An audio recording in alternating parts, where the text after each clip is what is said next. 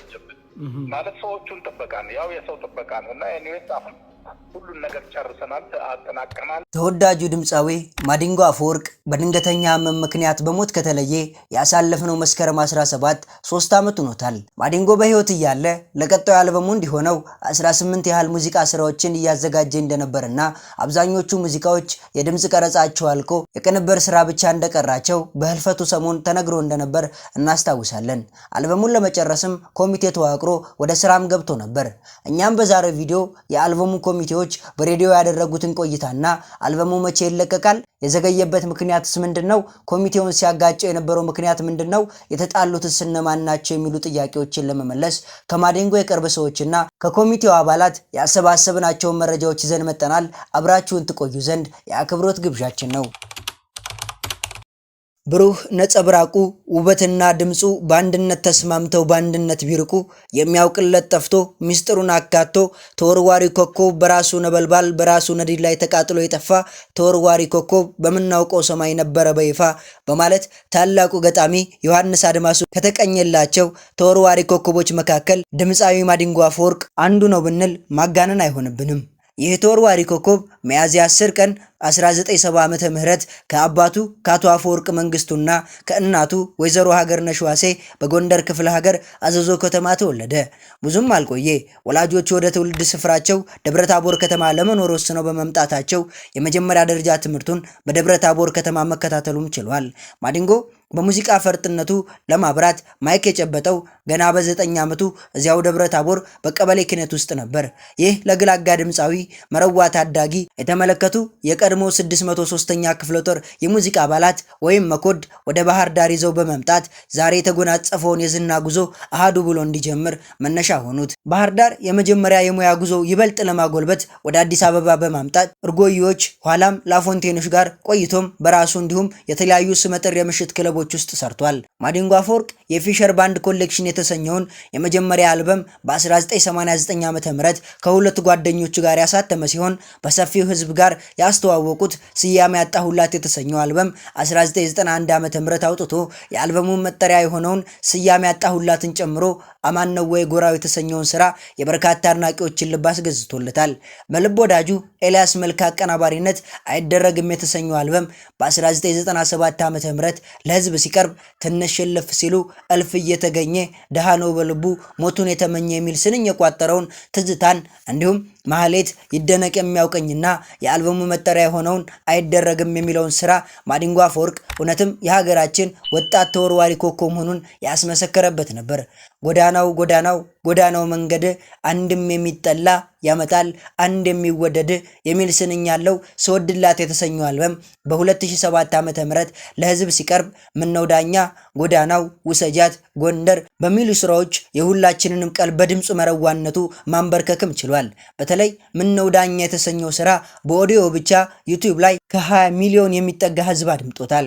ከነኚህም አልበሞች በተጨማሪ በርካታ ነጠላ ዜማዎችና የፊልም ማጀቢያዎችን በተለያዩ ጊዜያቶችም አበርክቷል። ከነዚህም ስራዎች ጥቂቶቹን ለመግለጽ የኢትዮጵያ ሚሊኒየም ሲከበር የበዓሉ ድምቀት ከነበሩ ስራዎች በዋናነት የሚጠቀሰውና ከሙያ አጋሩ ከብርሃኑ ተዘራ ጋር በመሆን የሰራው አንበሳው አገሳ፣ አባይ ዌስ ቬጋስ የተሰኘው የፊልም ማጀቢያ፣ ብርቱካን የተሰኘው የትዝታ ኮሌክሽን እንዲሁም በላይ የተሰኘ ስራውን መጥቀስ ይቻላል። ማዲንጎ ከምንም በላይ ለእናት ሀገሩ ቅድሚያ በመስጠት ሀገር ችግር ሲገጥማት የሀገር ህልውናን ለማስጠበቅ ከሙያ አጋሮቹ ጋር በመሆን ጦር ግንባር ድረስ በመሄድ መከላከያ ሰራዊታችንን በማነቃቃት የጀብዱ ስራ ከመስራቱን በተጨማሪ በርካታ የሀገር ወኔ ያላቸውና ማህበራዊ ፋይዳቸው የጎሉ ስራዎችን ከሙያ አጋሮቹ ጋር በመሆን ለሀገሩ አበርክቷል። ለሀገሩ ላበረከታቸው ከፍተኛ አስተዋጽኦም ከጠቅላይ ሚኒስትር ክቡር ዶክተር አብይ አህመድና ከክቡር ኃይለማርያም ደሳለኝ የምስጋና ኒሻን ከማጎናጸፍ በተጨማሪ ከልዩ ልዩ ድርጅቶች የተለያዩ ሽልማቶችም ተበርክተውለታል። ማዲንጎ ለእህቶቹ ለትዕግስት አፈወርቅና ለእጅጋየሁ አፈወርቅ እንዲሁም ለወንድሙ ያሬድ አፈወርቅ የሙያ ፈርቀዳጅ በመሆን በሙዚቃ ስራ እንዲገፉ ምክንያት ከመሆን በላይ ለበርካታ ወጣት ድምፃውያን አራያ ከመሆን በዘለለ የገንዘብና የሙያ ድጋፍ በማድረግም ይታወቃል። ከዚህም ሌላ በሙዚቃ ሙያ ውስጥ እድሜ ልካቸውን አገልግለው በጥሮታ የተረሱ የሙያ አባቶችና እናቶችን አስተዋሽና ደጋፊም ነበር። ማዲንጎ ከወይዘሮ ሮዛ ይግዛው ህጋዊ ጋብቻ ያገኛት ዲቦራ የተሰኘች የአንድ ሴት ልጅ አባትም ሲሆን በህይወት በነበረበት ሰዓት እጅግ ደግ፣ ሩሩህ፣ ተግባቢ፣ ቤተሰቡንና ጓደኞቹን ወዳድ፣ ለተቸገረ ቀድሞ ደራሽ እንደነበረ የሚያውቁት ሁሉ ይመሰክሩለታል። ማዲንጎ በተለያዩ የበጎ ስራዎች ላይ በመሳተፍ የብዙ ሰዎችን ህይወት አዎንታዊ ተጽዕኖ ከማሳደሩ በተጨማሪ የሙዚቃ ባልደረቦቹ ችግር ሲገጥማቸው ከልመና ይልቅ እርስ በርስ የሚረዳዱበትን አራራይ የሙዚቀኞች መረዳጃ እድር እንዲቋቋም መስራች አባል በመሆን የበኩሉን ሚና ተጫውቷል።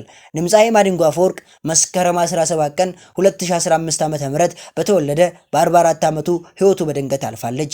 ድምፃዊ ማዲንጎ አፈወርቅ ህይወቱ በድንገት ከማለፉ በፊት ለ7 ዓመታት ዜማና ግጥም እንዲሁም አቀናባሪ በመምረጥ አዲስ አልበም በመስራት አጠናቆ እንደነበር እናስታውሳለን። ይህ አልበም በርካታ የማዲንጎ አድናቂዎች በጉጉት የሚጠብቁት አልበም ቢሆንም በታሰበበትና በተባለበት ጊዜ ለአድማጭ ሊደርስ አልቻለም። 3 ጊዜ ያክል የመለቀቂያ ጊዜ ቢቆረጥም አልተሳካም። ለአልበሙ መዘግየት በርካታ ምክንያቶች ቢጠቀሱም በዋናነት የኮሚቴው አለመስማማት እንደሆነም ይነገራል። ከኮሚቴው ውስጥም በስራው ላይ ባሉ 2 ባለሙያዎች አለመስማማት ሲሆን ባለሙያዎችም ዘላለም መኩሪያና ፋንታው ጨፎ ናቸው። ዘላለም መኩሪያ አንጋፋ የዜማ ደራሲና ፕሮዲውሰር ሲሆን የማዲንጎ የቀድሞ ስራዎች ላይ የተሳተፈ ዝነኛ ሙዚቀኛ ነው። አሁንም እንዲወጣ ከታሰበው አልበም ከማዲንጎ ህጋዊ ወራሾች ስራውን እንዲከታተልና ስራውን ከዳር እንዳይደርስ ህጋዊ ውክልና የተሰጠው ባለሙያ ነው።